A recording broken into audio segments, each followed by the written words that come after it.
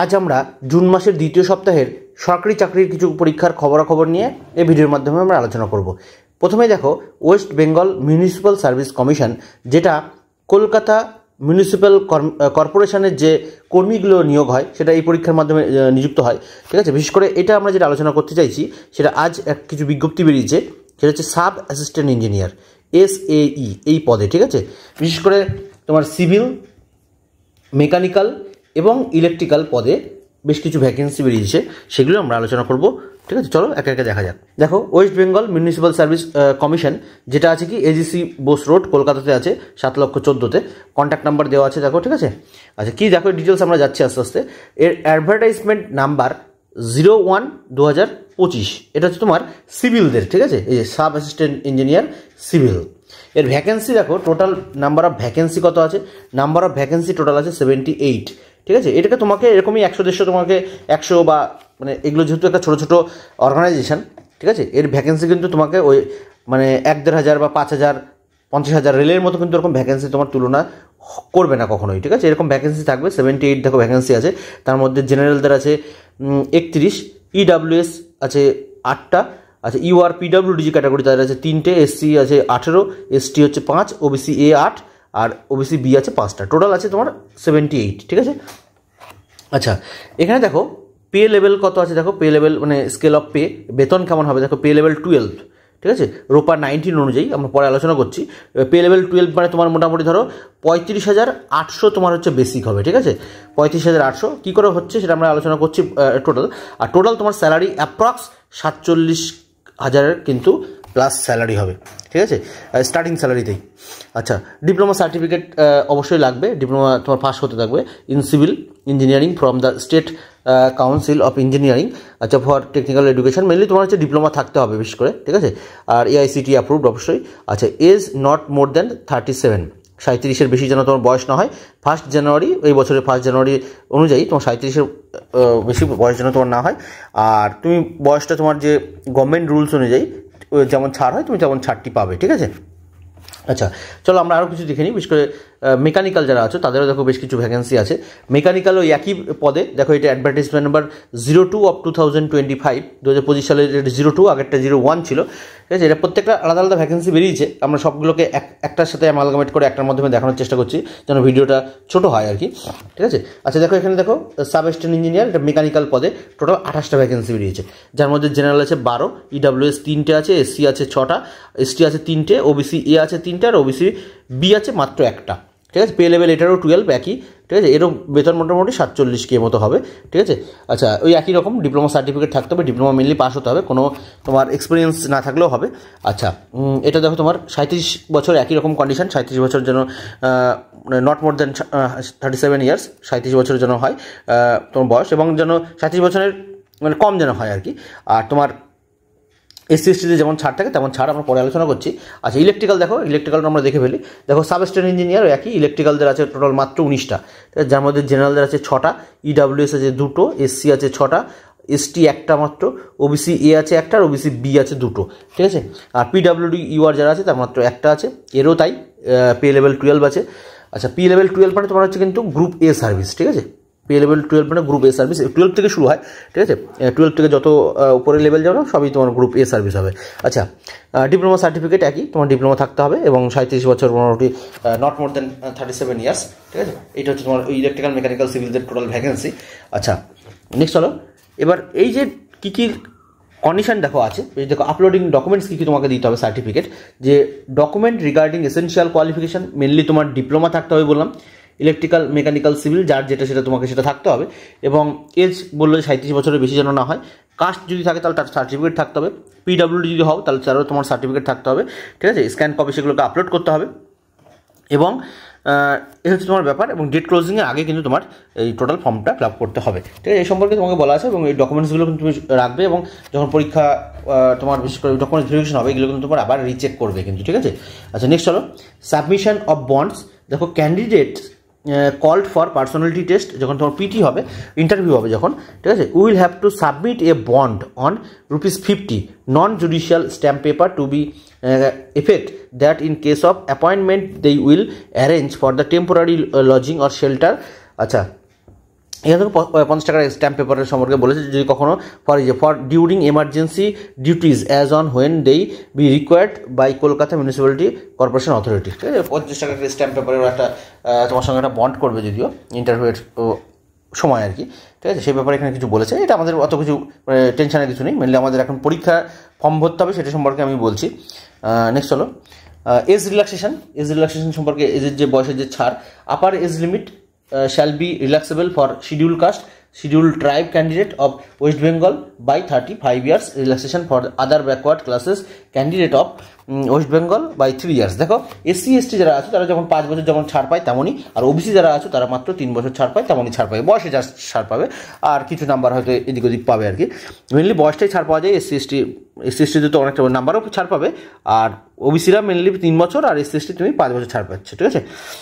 আচ্ছা, এখানে আরও কিছু বলছে, in case of persons with disability, যেটা পিডাব্লিউডি বলে, ঠিক আছে, of 40% and above as per government rules, the upper age limit shall be relaxable up to 45 years, ঠিক আছে। যারা 40% ডিসেবিলিটি আছে বা তার বেশি, তারা গভর্নমেন্ট রুলস অনুযায়ী তারা মোটামুটি 45 বছর পর্যন্ত কিন্তু চাকরি এটা ফর্ম ভরতে পারবে, ঠিক আছে। Schedule caste, schedule type and other backward classes candidate of other state shall be treated as general candidates, ঠিক আছে। অন্যান্য স্টেটের যারা ক্যান্ডিডেট, ধরো বিহার, ইউপি, এখান থেকে যারা পরীক্ষা দিতে আসে অনেক সময়, তারা কিন্তু এটা তারা সেই স্টেটের এসসি এসটি বা ওবিসি এই স্টেটে যারা পরীক্ষা দেবে তারা কিন্তু জেনারেল ক্যাটাগরি হিসেবে ইউজ হবে, ঠিক আছে, জেনারেল ক্যাটাগরি হিসেবে তাকে ক্যালকুলেট করবে আর কি। নেক্সট হলো অ্যাপ্লিকেশন ফি কত, পরীক্ষার ফর্ম ভরতে গেলে কত টাকা লাগবে। দেখো বলছে নন রিফান্ডেবল, সে টাকা কিন্তু ফেরতযোগ্য নয়। আচ্ছা, payable to WBMSC by online mode only, তোমার শুধুমাত্র অনলাইনের মাধ্যমে তুমি এটা ওই টাকাটা পে করতে পারো আর কি। Applicable fee for UR EWS and OBC candidate আর রুপিস মাত্র ধরো 150 টাকা, ঠিক আছে, 150। আচ্ছা, প্লাস প্রসেসিং ফি লাগবে কিছু, প্রসেসিং ফি হচ্ছে 50 টাকা, টোটাল 200 টাকা লাগছে। আচ্ছা, ফর এসসি এসটি অ্যান্ড পিডাব্লিউডি, এসসি এসটি এবং পিডাব্লিউডি ক্যান্ডিডেট যারা আছো তাদের প্রসেসিং চার্জ 50 টাকা লাগছে। No exemption of fee is অ্যাভেল টু এসসি এসটি। আচ্ছা, OBC candidate for other state, অন্য স্টেটের যারা আছে তারা কিন্তু এই এক্সামিশন ফি যেটা মানে যারা লাগছে না আর কি, যে ফিটা এই যে 150 টাকা যেটা লাগছিল এটা সেটা এসসি এসটিতে সেটা লাগছে না, ঠিক আছে। শুধুমাত্র এই প্রসেসিং ফি, ফর্ম ভর্তি যে 50 টাকা প্রসেসিং ফি লাগবে ওটা টাকাটা শুধু লাগবে। কিন্তু অন্য স্টেটের যারা এসসি এসটি ওবিসি আছে তাদের কিন্তু এই ছাড়টা পাবে না, তাদের কিন্তু জেনারেল হিসেবে যেহেতু ট্রিট করবে অথবা তাকে টোটাল পেটাই কিন্তু করতে হবে না, 200 টাকা পে করতে হবে আর কি, ঠিক আছে।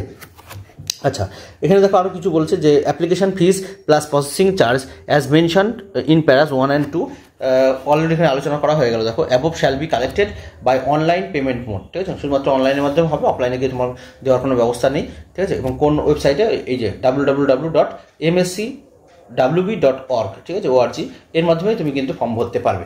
আচ্ছা, নেক্সট হলো আচ্ছা mode of recruitment and syllabus. দেখো এটা মাত্র 2টো মোডে পরীক্ষা হয়, ঠিক আছে। মোড অফ এক্সামিনেশন দেখো বলছে the examination shall be held in Kolkata centre only, শুধুমাত্র কলকাতাতে কিন্তু পরীক্ষা হবে, ঠিক আছে। সারা ওয়েস্ট বেঙ্গলের পরীক্ষা শুধুমাত্র কলকাতাতেই হবে। অ্যান্ড ইন 2 সাকসেসিভ স্টেজ, মাত্র 2টো স্টেজে পরীক্ষা হবে। একটা কি রিটেন টেস্ট, ঠিক আছে, যেটা MCQ পরীক্ষার কোশ্চেন থাকবে, আর একটা হচ্ছে PT পার্সোনালিটি টেস্ট। তার মানে শুধুমাত্র একটা লিখিত পরীক্ষা হয়ে গেল আর একটা তোমার ইন্টারভিউ। এই 2টো পরীক্ষায়, একটা রিটেন আর একটা ইন্টারভিউ, এই 2টো দিলেই কিন্তু তোমার চাকরি কনফার্ম, যদি তুমি ভালো করে পড়াশোনা করো তো, ঠিক আছে। এবং পরীক্ষাটা অবশ্যই কলকাতায় হবে বলা হলো। নেক্সট হলো রিটেন টেস্ট যেটা হবে সেটা 200 মার্কসের হবে, এবং দেখো আমি বলেই দিয়েছে দ্য OMR বেসড টেস্ট, ঠিক আছে, OMR বেসড রিটেন এক্সামিনেশন হবে। কোনো অনলাইন পরীক্ষা আমাদের ওয়েস্ট বেঙ্গল এখনও পর্যন্ত ওয়েস্ট বেঙ্গল গভর্নমেন্ট সেই সিচুয়েশন তৈরি করতে পারেনি। তা যাই হোক, এখনও অফলাইনে পরীক্ষা হবে, টোটাল OMR বেসড পরীক্ষা হবে এবং 200 মার্কসের পরীক্ষা হবে, 100টা কোশ্চেন থাকবে। তার মানে 100টা কোশ্চেন থাকা মানে প্রত্যেকটা কোশ্চেন 2 মার্কস করে, টোটাল 200 নম্বরের পরীক্ষা হবে, ঠিক আছে। আচ্ছা, এই দেখো বলেই দিয়েছে যে objective type question carrying 2 marks each will be conducted, প্রত্যেকটা কোশ্চেন 2 মার্কস করে থাকবে। There will be negative marking থাকছে, সেটা হচ্ছে 1 মার্কস করে negative for every incorrect wrong answer. Incorrect বা রং যদি করে প্রত্যেকটা কোশ্চেনের জন্য 1 নম্বর করে কাটা হবে, আর প্রত্যেকটা যদি ঠিক করে তাহলে সে পাচ্ছে কত, 2 নম্বর করে, ঠিক আছে। Question shall be set in English and time allot will be 1.5 hour, মানে 1.5 ঘন্টা টাইম থাকছে এবং প্রত্যেকটা কোশ্চেন কিন্তু তোমার মনে ইংলিশেই থাকবে, ঠিক আছে। আচ্ছা, নেক্সট হলো পার্সোনালিটি টেস্ট কত হবে। দেখো ওইখানে আমরা পেলাম টোটাল 200 মার্কসের পরীক্ষা হচ্ছে, আর পার্সোনালিটি টেস্ট হবে মাত্র তোমার 40 মার্কসের, ঠিক আছে। তাহলে টোটাল ওখানে হলো 200 রিটেন আর এখানে হলো 40, মানে 240 নম্বরের টোটাল পরীক্ষা, ঠিক আছে, 240 নম্বরের। দেখো personality test will be held at commission office, যেটা কলকাতাতে আছে। আচ্ছা, based on merits and candidates of 3 times number of vacancies. Total যার যেটা ভ্যাকেন্সি ইলেকট্রিক্যাল, মেকানিক্যাল, সিভিলদের, তার 3 গুণ ক্যান্ডিডেটকে কিন্তু ডাকা হবে ইন্টারভিউতে, ঠিক আছে। আচ্ছা, বলছে will be called for personality test, এই বলেই দিয়েছে, subject to verification of original documents and obtaining qualifying marks, 45% for general, এই যে মিনিমাম এটা 45% জেনারেলদের থাকতে হবে, ওবিসিদের 40%, ইডব্লিউএসদেরও তাই, এবং 35% SC/ST এবং পিডব্লিউ ক্যান্ডিডেটদের জন্য, ঠিক আছে। এটা হচ্ছে মিনিমাম মার্কস, তবে এই মার্কস কিন্তু পরীক্ষায় কাটার থাকে না, অনেক বেশি থাকে। The commission shall have discretion to relax qualifying marks of any or all categories of candidates applied for the examination. এগুলো আমাদের বেশি কিছু লাগছে না। আচ্ছা, final merit list will be prepared on the basis of total marks obtain by the candidate in the written examination and personality test. Total যে 200 নম্বরের 240 নম্বরের যে পরীক্ষা হচ্ছে, 200তে তোমার হচ্ছে রিটেন আর 40 নম্বর ইন্টারভিউ, টোটাল 240-এর উপরে কিন্তু মেরিট লিস্টটা হবে। তার মানে তোমার যে লিখিত পরীক্ষা, এটাও কিন্তু একটা ভাইটাল রোল প্লে করবে, কারণ মাত্র 2টো স্টেজ যেহেতু, ঠিক আছে, অতএব এটা কিন্তু খুব ইম্পর্টেন্ট।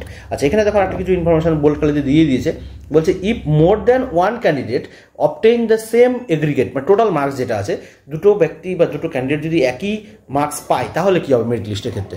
দেখো, merit position of the candidate shall be determined according to their date of birth.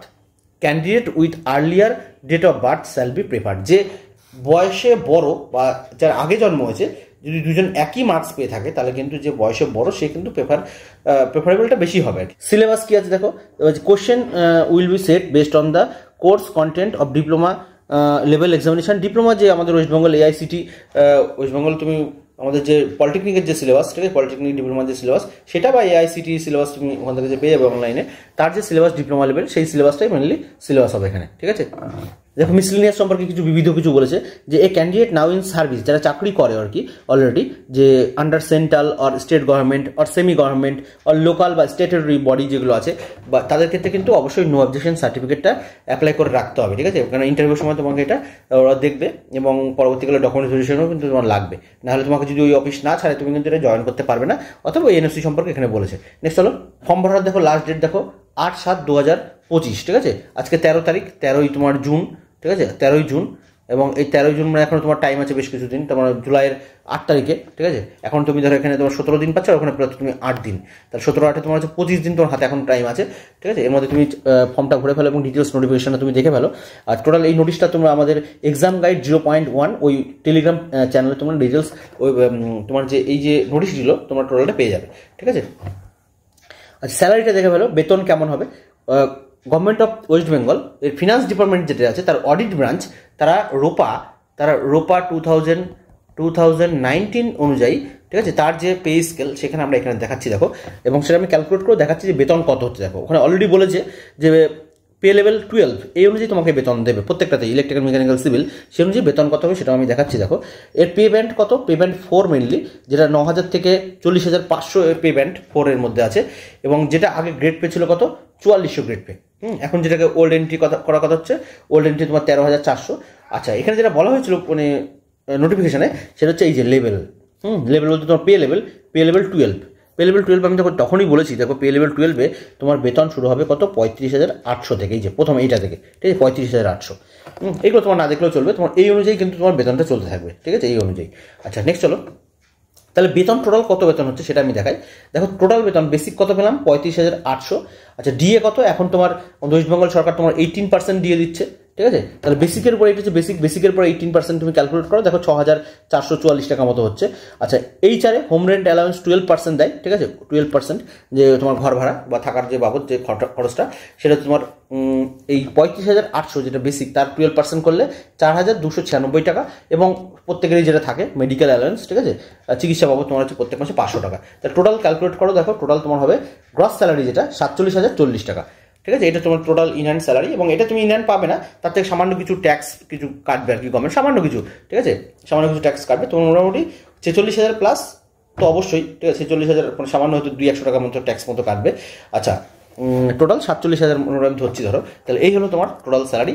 যথেষ্ট একটা ভালো চাকরি, ঠিক আছে, এবং এটা অবশ্যই যেহেতু পে লেভেল 12, এটা আমি তখনই বললাম এটা কিন্তু গ্রুপ এ সার্ভিস, ঠিক আছে, গ্রুপ এ সার্ভিস, অতএব এটা কিন্তু যথেষ্ট তুমি তোমার একটা সোশ্যাল একটা কিন্তু সম্মান আছে।